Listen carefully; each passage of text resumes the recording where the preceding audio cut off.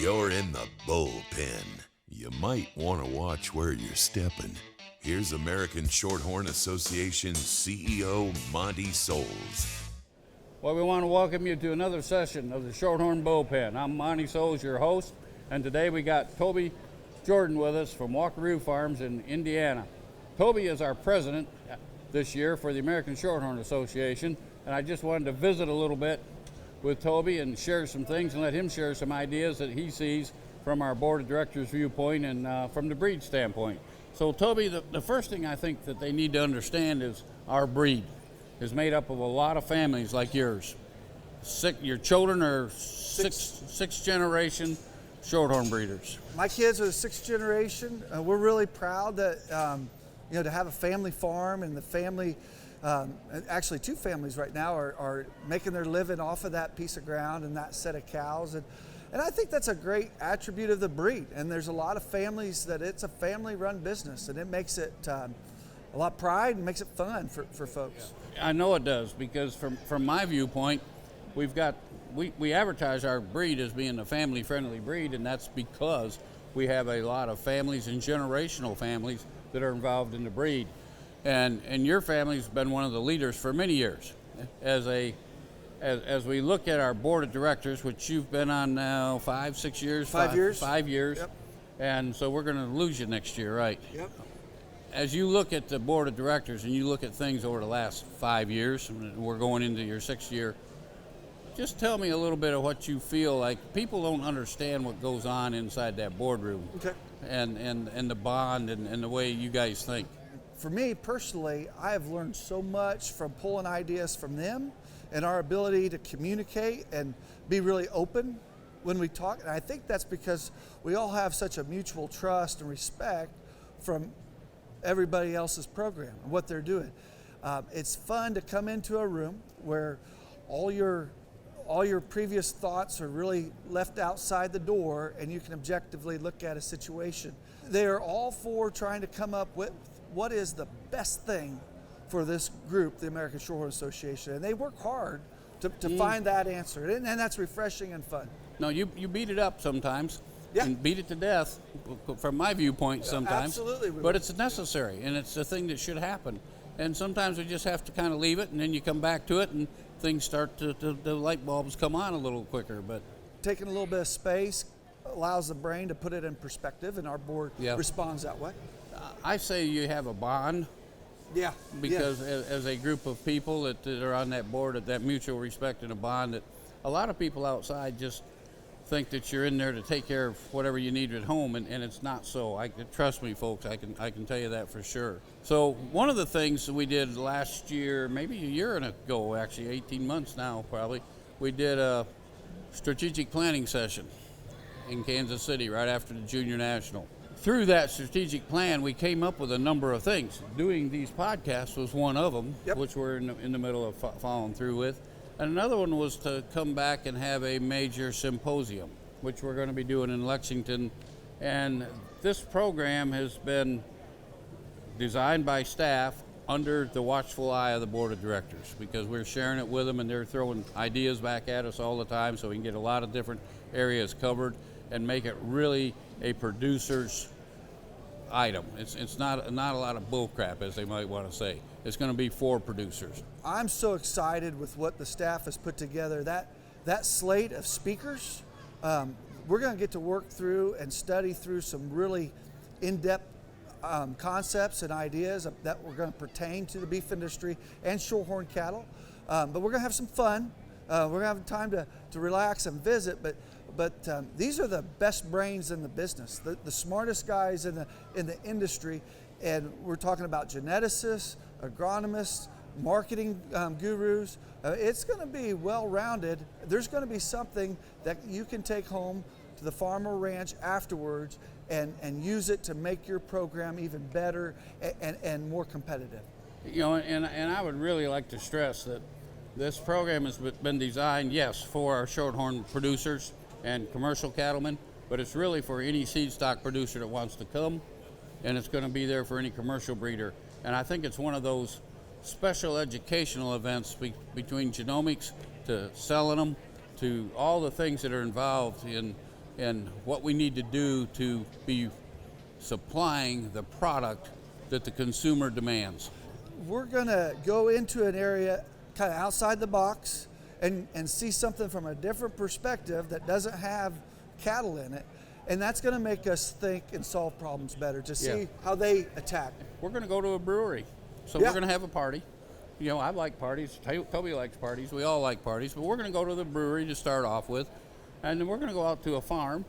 And we're going to sit there and see what successful operations are doing that are selling bulls into AI studs and get instructed on how to take some pictures.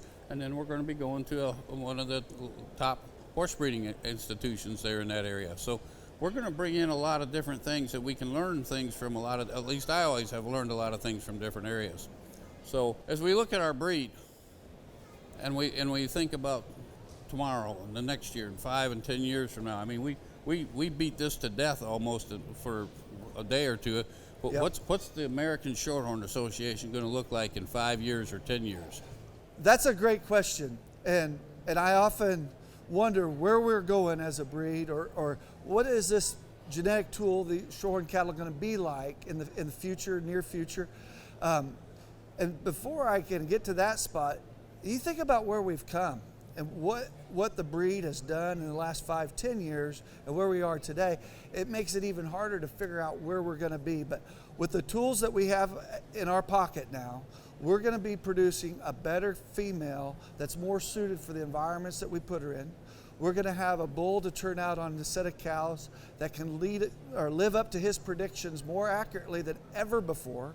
And we're going to have a problem-free solver for our customer at a level that we've never seen. I expect to continue our growth, maybe at a more rapid pace in this next round of the cattle cycle, and we're going to be doing it with a better set of genetics than we've ever had. And on top of that, I think probably the challenge that you as a board of directors will give staff, myself and the rest of the staff, and the breed and breeders, because they're the ones that make this all happen, is the breeders and memberships. We talk about having that product and all that information and what's happened. As we go forward, those people are going to be the ones that are going to make it happen. And when we get done with this July symposium, we're going to be armed with a lot of the information we need to make a lot of those things occur. And then we're going to take the next step and do another strategic plan and charge on again and go after it again. The breeders right now are sitting in such a great spot. There's demand for their product. They're getting all these new tools and ideas.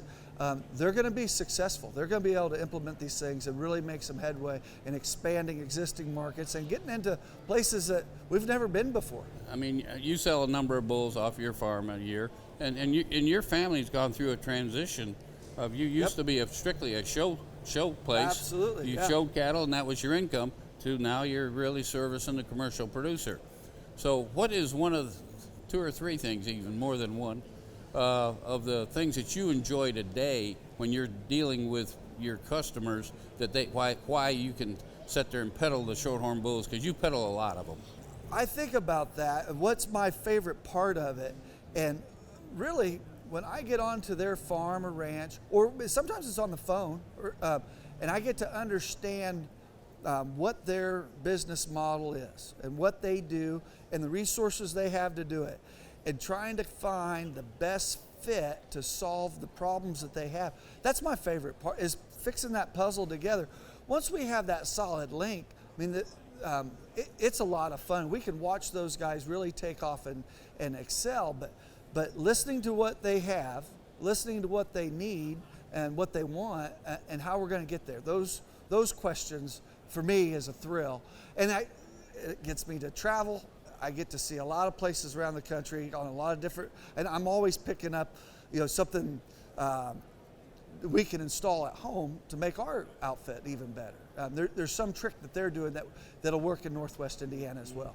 It's connections, and it's people, and it's dealing with people, and it's that old deal of just walking on their property and delivering the bulls gives you the opportunity to learn from those people, and we learn more, and you bring it to the boardroom, what your customers are needing or what they want, and then we need to be aware of that, because it's really easy as a seed stock producers to sit here and think we know what they want, and we don't know a damn thing.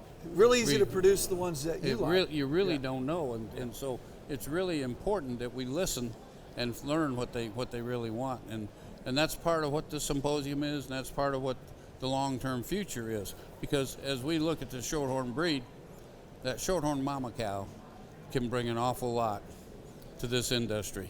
They're asking for, they're screaming, we need to fix these problems out within the entire industry, and she does that. She's built and designed ready to excel. You think about some simple things like stayability, temperament, the natural maternal characteristic to raise a calf to weaning and have it ready to sell. I mean, these are traits that we don't always put an objective score on, but we win the race in those categories, and they're ready for her.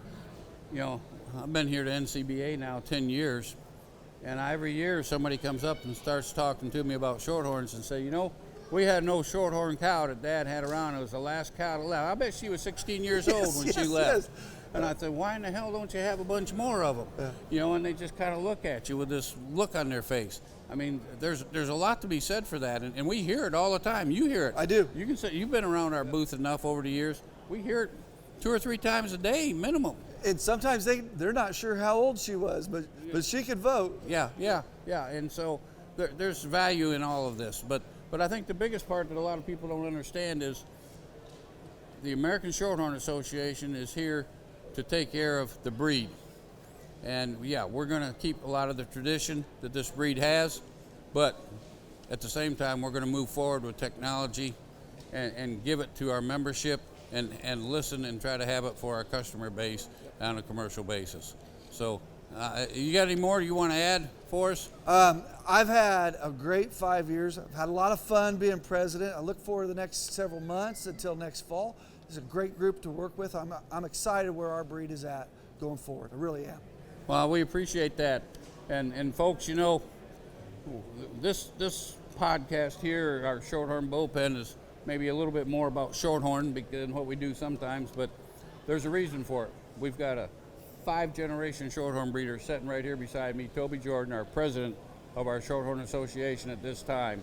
And, you know, we talk about a lot of things, but we want to make this entertaining, but I think the people are so important, and the people of our breed are the important folks. And with that, we're going to sign off today on the Shorthorn Bullpen. This is Monty Soles, your host. So long.